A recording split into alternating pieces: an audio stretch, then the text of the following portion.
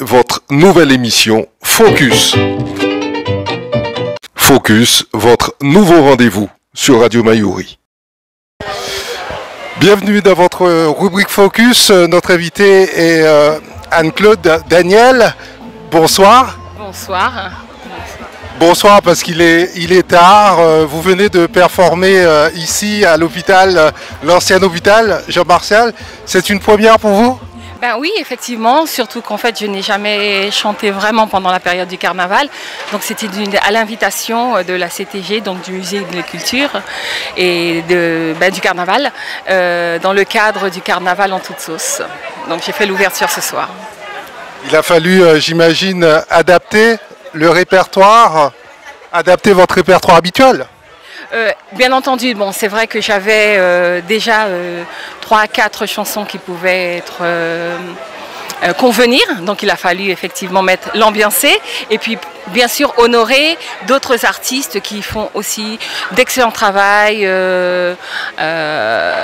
René-Claude Daniel, Nicole Dolan, Lexios, Tonton Joe, qui font également de très belles mazurkas et de très belles biguines. Donc Carnaval en toute sauce, c'était important aussi.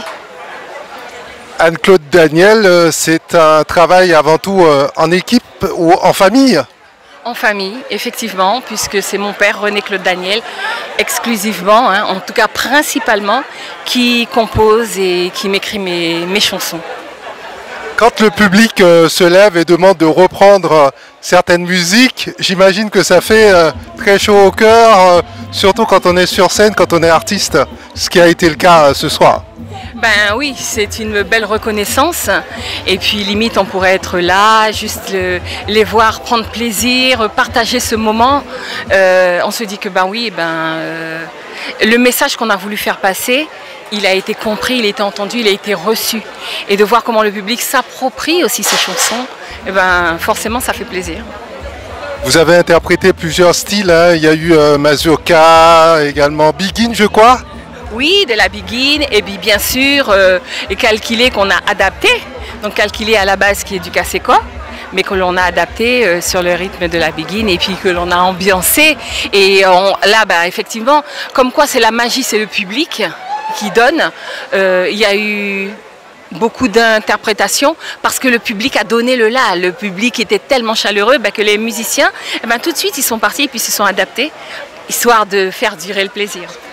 Alors, les musiciens, parlons-en, c'est vrai qu'ils ont fait une très bonne prestation. Ce sont des musiciens avec lesquels vous travaillez depuis un certain temps ? En tout cas, je travaille principalement, puisque mon producteur et mon manager depuis 2019, c'est Géraud Higin, donc c'est lui le chef d'orchestre. Et on travaille souvent régulièrement avec le clavier Eduardo Cuadro Alvarez, j'aime bien pour la prononciation. À la batterie, Eric Valerius, à la guitare, Paul Daniel, aux percussions, Tijo Mac, et puis au saxophone, Karim Vemer. Donc ce sont des musiciens qui m'ont accompagné, ce sont les mêmes qui m'ont accompagné lors de mon concert au mois de mars à l'Ancre et qui a eu un véritable succès, guichet fermé. Voilà, c'est une belle reconnaissance. Et puis savoir qu'on est entouré, c'est important parce qu'on se livre. Les chansons, c'est du partage et c'est bien de se sentir soutenu, accompagné, tant par le public, mais aussi, surtout, par ses camarades de scène. Anne-Claude Daniel, est-ce que l'on pourrait vous voir performer dans un dancing bientôt ou est-ce que c'est quelque chose qui vous a déjà effleuré l'esprit ? Alors, c'est une idée qui ne m'a jamais effleuré l'esprit. Je n'ai pas eu de proposition non plus, donc peut-être, mais par contre mes chansons sont toutes reprises dans les dancing par les groupes, mais par contre c'est vrai que je n'ai pas véritablement été invitée à performer comme vous dites, mais après maintenant je salue le travail de ces groupes-là parce que ça a un rythme soutenu, je ne sais pas si j'aurais tenu leur cadence et un grand bravo à eux parce que il faut de l'endurance et j'aime bien dormir en fait. Cela fait plusieurs années maintenant depuis que vous vous chantez, que vous occupez nos ondes en Guyane. Qu'est-ce qui vous donne cette énergie de pouvoir continuer et surtout ce sourire qui est si caractéristique de votre personne? Ben, écoutez, c'est l'envie de partager. C'est vrai que je ne sors pas des albums régulièrement. Calculé date de 2019. Harcèlement qui tourne encore date de 2010. L'Autopala date de 2002. Mais je crois que les thématiques qui sont choisies sont intemporelles. Les mélodies le sont aussi. Et donc du coup, ben, je crois que c'est aussi ça qui explique que ça dure. Par contre, c'est vrai que pour moi en tant qu'artiste, c'est important de savoir quel message passer. Bon, je crois qu'on peut tout dire, maintenant c'est comment allier les mots. Et ça, pour ça, René-Claude Daniel, il est très fort pour traduire en mots et en musique des thèmes qui peuvent être parfois être sensibles. Tels que harcèlement, voilà, on a quand même été, même avant le mouvement MeToo, on l'a initié. Et voilà, c'est parce qu'on le ressent. Et ça c'est important, je suis très à l'écoute de ce que je perçois. Harcèlement, effectivement, c'est un sujet encore d'actualité qui touche malheureusement nos jeunes, nos enfants, également les adultes. On peut aussi être harcelé dans le monde du travail et tout simplement dans la société. Alors, c'est combien d'albums, Anne-Claude Daniel? Alors, entre les albums, les singles, ça fait 4, 5, soit une bonne vingtaine de titres. Une bonne vingtaine de titres dans des registres totalement différents, du zouk, Je te donne qui a été tube de l'été en 2002, voilà, donc la mazurka bien sûr, et puis là, ben, sur le dernier en 2019, le dernier opus, où là j'ai eu un Lindor, musique traditionnelle avec Calquilé. Voilà. Alors on parlait des sujets de société, notamment harcèlement. Est-ce que vous êtes une femme engagée à travers la musique? Est-ce que vous cherchez à attirer l'attention sur un certain nombre de sujets qui vous tiennent à cœur? Je suis, je pense, une artiste à texte, artiste à thème, artiste, c'est comme ça que je me définis, à émotion. C'est important d'avoir un message, pas à l'imposer, mais à le diffuser et qu'il infuse. Et ça prend son temps. Je ne me pose pas, en tout cas je ne me définis pas en tant qu'artiste donneur de leçons. C'est pour ça que du coup, dans l'écriture, j'utilise souvent le jeu pour montrer que ça peut m'arriver aussi. Ce sont des thèmes, en tout cas, même si je ne suis pas directement concernée, mais tous, ça me touche, ça m'impacte de près ou de loin. Les thèmes de la solitude, du temps comme meilleur allié, voilà, de l'espoir qu'il faut avoir, de la résilience qu'il faut avoir. Voilà, je crois que c'est important de faire passer un message pour éveiller les consciences. Après, je le fais sur un style qui est le mien. Est-ce que vous avez déjà eu l'occasion de vous exprimer hors de la Guyane? Alors j'y suis allée, oui, en Martinique, en Guadeloupe, mais c'était des soirées beaucoup plus privées. Mais c'est vrai que ouais, je pense que je vais réfléchir à l'idée de m'exporter. Je crois que je pourrais. On va travailler le sujet. Alors le monde de la musique, qui est un monde assez fugace, arriver à durer et surtout provoquer ce même désir du public à venir, à se déplacer, à venir voir sur scène. Quels sont les secrets que vous pourriez partager avec les jeunes qui nous regardent sur les réseaux sociaux ou qui nous écoutent et qui voudraient eux également se lancer dans la musique et durer surtout? Écoutez, je n'ai pas fait la musique avec un objectif précis. Au départ, c'est parti comme un jeu entre mon père et moi. C'était une passion qu'on en partageait. C'était un moment au même titre qu'un enfant va faire du sport avec ses parents, va jouer. Moi, c'était c'était notre moyen de communication. Il se trouve, donc du coup, je n'y suis pas allée avec une envie de dire que ça va fonctionner. Ça a fonctionné, tout simplement. Mais il était important, avec les risques aussi que ça suppose, c'est de rester authentique. En tout cas, c'est ma définition. De rester authentique, de définir sa cible, de définir les valeurs qui sont les siennes. Et c'est peut-être pour ça que je n'ai pas nécessairement souffert d'être devant, d'être derrière. Je ne regarde pas parce que je chante juste et j'aime à partager ce moment avec le public.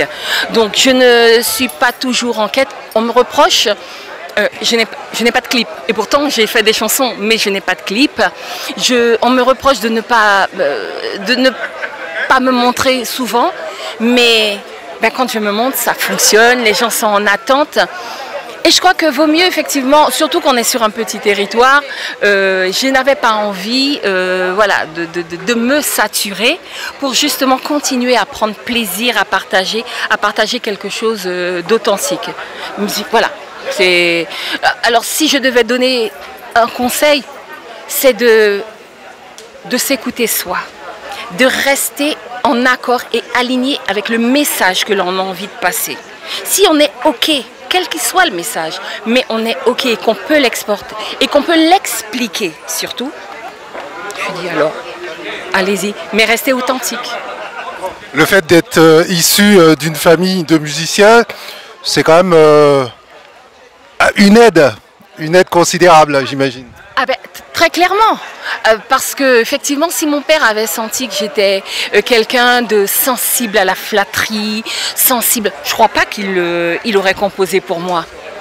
Mais il me savait assez forte dans ma tête, avec les épaules, pour pouvoir ne pas répondre au chant des sirènes. Voilà, de rester humble et par rapport à ce qui peut se passer. Donc, être là et profiter des instants quand ils sont là. Et puis, ne pas souffrir quand ça n'est pas. Et ça, par contre, c'est vrai que, en tout cas, dans le milieu de la musique, il m'a bien fait comprendre que, voilà, un jour ça va, un jour ça va pas. Donc, je n'y suis pas rentrée avec une envie, un attachement particulier. Voilà, une envie de dire ouais, je vais faire. Non, j'y suis allée comme je vais faire mon marché. Est-ce que cela vous arrive, Anne-Claude Daniel, d'avoir refusé certaines propositions dans la musique qui ne correspondraient pas à vos valeurs? Alors, j'en ai pas beaucoup. Parce que, comme je travaille de manière très fusionnelle avec mon père, d'aucuns ont pu penser que j'étais sa chasse gardée, alors que ce n'était pas le cas. Okay. Il y a des personnes avec lesquelles j'ai travaillé, mais bien entendu, il est important pour moi de cibler le message qui est passé. Ça, c'est important. Après, on peut en discuter, mais pour moi, c'est important que je sois en accord avec le message que je transmets. Et en début de carrière, début, j'ai eu une proposition et quelqu'un trouvait que j'avais une voix chaude. Et du coup, il fallait un peu genre une chanson, genre Annie aime les sucettes à l'Annie. Voilà, donc non, c'est simplement pas le cas. Voilà, donc ça j'avais décliné. Non, il est important pour moi que les valeurs qui sont défendues dans la chanson soient respectées. Est-ce que l'on va vous voir pendant le carnaval sur d'autres scènes comme celle-ci ce soir? Alors non, mais par contre, le 20 janvier, j'ai été invitée au concert de Régine Lapassion en tant qu'artiste invitée. Et c'est un véritable honneur. Régine Lapassion qui me dit « Est-ce que tu veux bien partager la scène avec moi ?» C'est une belle reconnaissance pour moi en tant qu'artiste. Voilà, c'est ce que j'ai en programmation. Est-ce que vous utilisez d'autres canaux artistiques pour vous exprimer, comme l'écriture, la littérature, ou vous vous focalisez uniquement sur la musique? Je n'écris pas. Je ne suis pas très à l'aise avec... je pourrais écrire un roman, d'accord? Mais non, je suis une interprète. J'ai besoin de donner vie aux choses. J'ai besoin de les ressentir. Donc je suis très observatrice, donc je choisis la thématique. Mais après, j'aime bien que ceux qui ont cette plume puissent essayer de traduire ma pensée. Donc on va co-construire. Et puis moi, essayer de donner corps. Voilà. Alors sur scène, on vous voit vous mouvoir, bouger, occuper la scène. C'est important de ne pas être statique quand on est sur scène. Ah, vous trouvez que je ne suis pas statique? Mais écoutez, non, le public était tellement chaleureux aussi. Et puis forcément, hein, la façon dont on se comporte, eh ben, l'énergie elle nous est apportée par le public. Et voilà, vous avez envie de donner, soit de lever, et vous sentez les choses. Voilà, c'est de la vibration partagée, réciproque. Ben oui. Et en tout cas, bah oui, on sent bien qu'on le voit le pied là, on voit la tête, et donc on essaie de porter, de galvaniser. Ça fonctionne des fois, et puis des fois ça fonctionne pas. Et c'est la vie, et puis c'est pas grave. L'essentiel, c'est que le moment il a été fait, et que tant le public que moi, on a été authentique réciproquement. Quel regard portez-vous sur le carnaval guyanais? Vous y participez, vous par tradition, on ne dit pas si on va faire Touloulou ou pas, mais sans répondre à cette question, mais quel regard globalement portez-vous sur le carnaval? Alors je vais être claire, je ne fais pas carnaval, je me rentrer dedans. J'ai tenté une expérience, une soirée, c'était dans le cadre d'une soirée Tololo, et en fait je ne sais pas danser. Et je ne sais pas danser. Je pense que j'ai fait un complexe par rapport à ça. Donc c'est pas l'impression que vous donnez sur scène. Hein. Non, mais bon, c'est pas l'impression, non, parce que je fais un genre. Mais voilà, je ne saurais pas tenir toute une soirée. Mais par contre, effectivement, je vois bien tout l'engouement, toute l'énergie que tout le monde donne.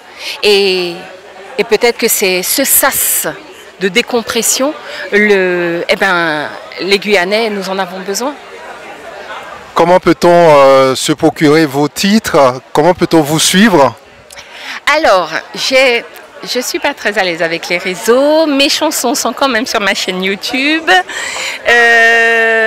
Et donc voilà, j'ai essayé d'ouvrir un TikTok, mais je ne suis pas régulière dessus. Donc c'est vraiment une mauvaise idée. Je pense que si je devais, je pense qu'il me faudrait un communicant. Parce que très sincèrement, non, je ne suis pas du tout à l'aise. Donc c'est posé, mais je reconnais qu'il n'y a pas nécessairement, je n'alimente pas, je ne cultive pas cette communication avec le public. Et bon, c'est dommage parce qu'il le demande certainement, mais voilà, je ne suis pas très à l'aise avec ça. Je préfère en tout cas la proximité.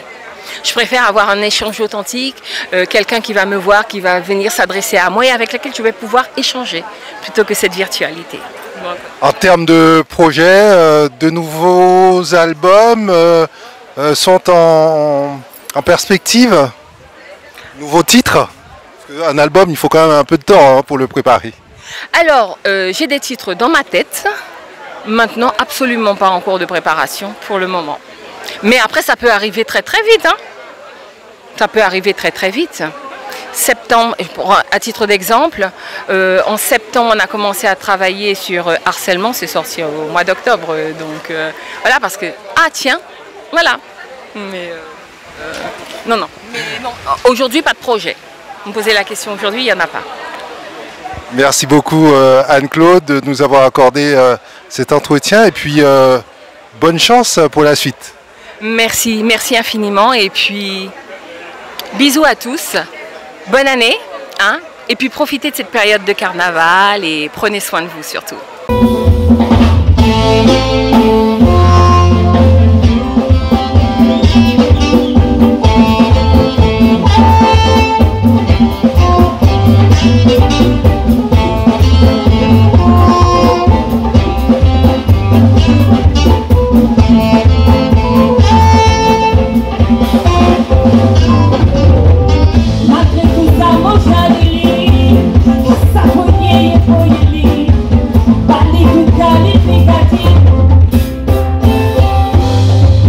Retrouvez votre nouvelle émission Focus. 30 minutes pour mieux comprendre l'actualité en Guyane et découvrir les acteurs de notre territoire. Focus, c'est du lundi au vendredi, première diffusion à 8h30, puis rediffusée à 13h10 et 19h10. Focus, votre nouveau rendez-vous sur Radio Mayuri.